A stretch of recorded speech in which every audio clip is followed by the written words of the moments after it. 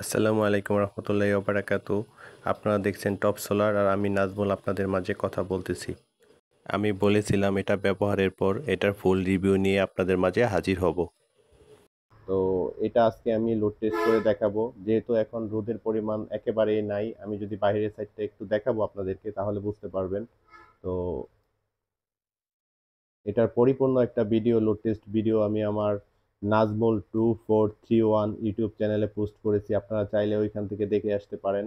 তারপরেও এখানে আমি যতটুকু পারি আপনাদেরকে দেখানোর চেষ্টা করব।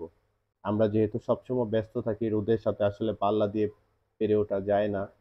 আর এখন রোদের পরিমাণ এমনিতেই অনেক কম, কখনো রোদ কখনো বা মেঘলা। পরিপূর্ণ যে রোদটা ওইটা পাওয়া যায় না। তারপরও এটা আমি আপনাদেরকে এইটুকু বলতে পারি, আমি এটা আপনাদের সাথে তুলে ধরার আগে নিজে এটাকে অনেকবার টেস্ট করেছি, আমার বাসায় টেস্ট করেছি, দোকানে টেস্ট করেছি। এখন আপনার আবার লোড টেস্ট করে তারপর আপনাদের মাঝে নিয়ে আসলাম এবং ভালো একটা আউটপুট আশা করি এখান থেকে আপনারা পাবেন। তো কানেকশন প্রণালীটা যদি আমি একটু দেখাই আপনাদেরকে, এখানে আমি 100 ওয়াটের দুইটা সোলার প্যানেল এটার সাথে সিরিজে কানেকশন করেছি। সোলার ল্যান্ড গোল্ড 100 ওয়াটের দুইটা প্যানেল, সেম ওয়াটের দুইটা প্যানেলই আপনারাও ইউজ করবেন। তো এটা কানেকশন করার পরে এখান থেকে পিবি ভোল্ট যে হাই ভোল্টটা আসতেছে সেটা এমপিপিটি কতটা বুস্ট করে সেটাই আমি আজকে আপনাদের মাঝে তুলে ধরবো। তো দেখেন বাহিরের অবস্থা, বাহিরে যে ওয়েদার আছে একেবারেই রোদ নেই। আমি যদি আরেকটু ভালো করে দেখাই, দেখেন আকাশে রোদ নেই বললেই চলে। তারপরও এখান থেকে কতটুকু আসে আপনারা দেখতে পারবেন বা আমি আপনাদেরকে দেখাবো। কিন্তু এখানে আরেকটা কথা হচ্ছে যে আপনারা যদি মনে করেন এটা পুরা লোড টেস্ট ভিডিও দেখতে চান বা হাই কতটুকু এম্পিয়ার আসছে, তো সেই ক্ষেত্রে আপনারা নাজমুল 2431 ইউটিউব চ্যানেলটা ভিজিট করতে পারেন। আমি লোড হিসেবে একটা ব্যাটারি ব্যবহার করেছি। ব্যাটারি হচ্ছে 30 এম্পিয়ার, একেবারে ছোট্ট একটা ব্যাটারি এবং মোটামুটি ফুল চার্জই বলতে পারেন। তো এখন 30 এম্পিয়ার একটা ব্যাটারিতে সর্বোচ্চ আউটপুটে চার্জ করা সম্ভব হয় না বা হাই এম্পিয়ারে। তো তারপরে যতটুকু পারি আমি আপনাদেরকে দেখানোর চেষ্টা করব। তো যেহেতু বাহিরে রোদ নেই, একটু অপেক্ষা করি, দেখি এখানে কি পরিমাণে ওয়াট আসে। দেখেন বাহিরে রোদ নেই, আমি আপনাদেরকে ওয়েদারটা দেখিয়েছি, তারপরও দেখেন এখান থেকে 28 ওয়াটের মতো আমরা পাচ্ছি। আর পিবি ভোল্টটাকে ডাউন করে 34 ভোল্টে নিয়ে আসছে, যেটা ছিল 40-এর উপরে। দেখেন 2.3 এম্পিয়ার এখানে সে আউটপুট দিচ্ছে, 3.4। এখানে যদি রোদ উঠে অবশ্যই সেটা 10 এম্পিয়ারের আশেপাশে হবে, 9, 9.5, 10-এর আশেপাশেই হবে আশা করি। আর যদি আমি লোডটা ঠিক প্রপার নিয়মে ব্যবহার করতে পারতাম তাহলে অবশ্যই এখান থেকে ভালো একটা আউটপুট পাইতাম। দেখেন এখন কিন্তু একটু রোদের পরিমাণ বাড়তেছে, তাই ওয়াটটাও একটু আপ এন্ড ডাউন করতেছে। রোদ নাই, আবার চলে গেছে, একটু হালকা বাড়ি দিয়েছিল। তো এখানে তারপর আমরা 32 ওয়াট পাচ্ছি, 33 ওয়াট, 34 ওয়াট, 2.2 এম্পিয়ার করে আসতেছে। দেখেন একেবারেই রোদ নাই, তারপরও আপনারা দুইটা প্যানেল থেকে 200 ওয়াট প্যানেল থেকে 2.2 এম্পিয়ার করে পাচ্ছেন।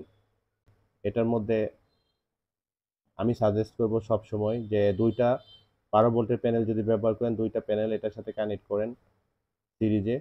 এটা হতে পারে 100 ওয়াট কিংবা 150 ওয়াট। আপনারা 150 ওয়াটে দুইটা প্যানেল এটার সাথে কানেক্ট করলে একেবারে প্রপার একটা আউটপুট এবং একেবারে মানে স্বাভাবিক যে নিয়ম আছে এটা অনেকদিন ব্যবহার করতে পারবেন এবং ঠিকঠাক মতো কাজ করবে আশা করা যায়। তো দেখেন একটু বাড়ছে, 34, 35। দেখি আরেকটু রোদ বাড়ে কিনা, যদি রোদ বাড়ে হয়তো এম্পিয়ারটা একটু বুস্ট হবে। এই রোদের ভিতরে যদি আমি এটা আপনার পিডাব্লিউএম এর সাথে কানেক্ট করি, এখানে সর্বোচ্চ আপনারা পাইতে পারেন হচ্ছে 0.7 এম্পিয়ারের মতো। তো সেইখানে 2.2 এম্পিয়ার, 3 এম্পিয়ার করে পাচ্ছি। এটা আলহামদুলিল্লাহ ভালো। হালকা রোদ বেড়েছে, দেখেন এইখান থেকে ওয়াটটা আস্তে আস্তে বাড়তেছে। রোদের পরিমাণ হালকা বেড়েছে, 4 এম্পিয়ার করে পাচ্ছি। রোদটা যদি একটু বাড়ে হয়তো বা বাড়বে, 42 ওয়াটের মতো পাচ্ছি। পিবি ভোল্টটাকে ডাউন করে 28 ভোল্টে নিয়ে আসছে, 28, 29। এখন রোদের পরিমাণ আরেকটু বেড়েছে, এখান থেকে 75 থেকে 80 ওয়াটের কাছাকাছি একটা ওয়াট পাচ্ছি। আর এম্পিয়ারটা যদি একটু দেখি, 5.7, 8 বা 6 এম্পিয়ার করে পাচ্ছি। হালকা একটু রোদ, 83 ওয়াট, 85 ওয়াট করে পাচ্ছি। আর পিবি বোল্টটা হচ্ছে 33 বা 34। তো এখানে যদি পরিপূর্ণ রোধ পাওয়া যায় তাহলে এখান থেকে সর্বোচ্চ হয়তোবা আমরা 9, 9.5 বা 10-এর আশেপাশে একটা এম্পিয়ার পাবো। আর ব্যাটারিটা যদি আর একটু বড় কিংবা ফাঁকা থাকে সেই ক্ষেত্রে ওরকম একটা আউটপুট আমরা এখান থেকে আশা করতে পারি।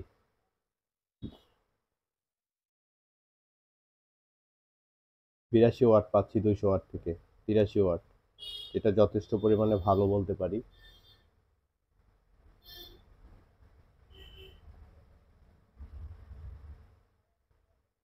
6.7 এম্পিয়ার। ব্যাটারিটাও আমার অলমোস্ট ফুলের কাছাকাছি চলে গেছে, যার জন্য হয়তোবা ওরকম ওয়াটও আসতেছে না।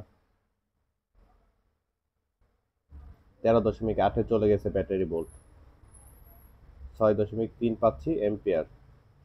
তো এটা আমি নিঃসন্দেহে বলতে পারি, যদি আপনারা এটা ব্যবহার করেন প্রপার রোদে এবং আপনার যে লোডটা ব্যবহার করতেছেন ওটা যদি খালি থাকে, সেই ক্ষেত্রে আপনি এখান থেকে ভালো মানে 200 ওয়াটের প্যানেল থেকে সর্বোচ্চ আপনারা এখানে 9 থেকে 9.5 বা 10-এর আশেপাশে একটা ওয়াট পাবেন।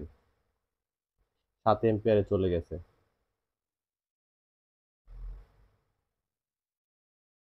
95 ওয়াট। আর ব্যাটারি ভোল্টেজ দেখেন 14-তে চলে গেছে, তার মানে এটা কাট করে দিবে এখনই। যেহেতু আমি এখানে লোড ব্যবহার করতেছি, ফ্যান এবং লাইট, যার জন্য সে আবার রিকানেক্ট হয়ে চার্জ দিচ্ছে। ঠিক আছে।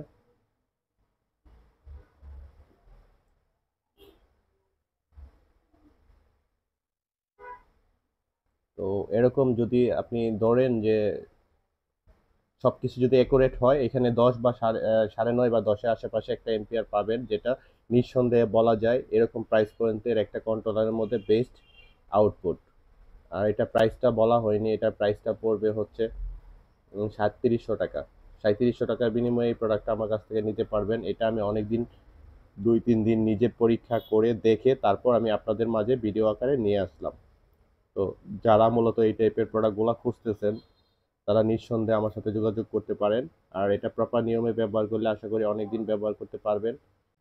তো আমি এখান থেকে সর্বোচ্চ পেয়েছিলাম 9.5 বা 9-এর আশেপাশে। এটা আমি আসলে ক্যামেরাতে রেকর্ড করতে পারি নাই, যে দুর্ভাগ্য। তো যাই হোক, আপনারা যদি এটা ফুল রিভিউ দেখতে চান তাহলে নাজমুল 2431 এখানে দেখতে পারবেন ইউটিউব চ্যানেলে।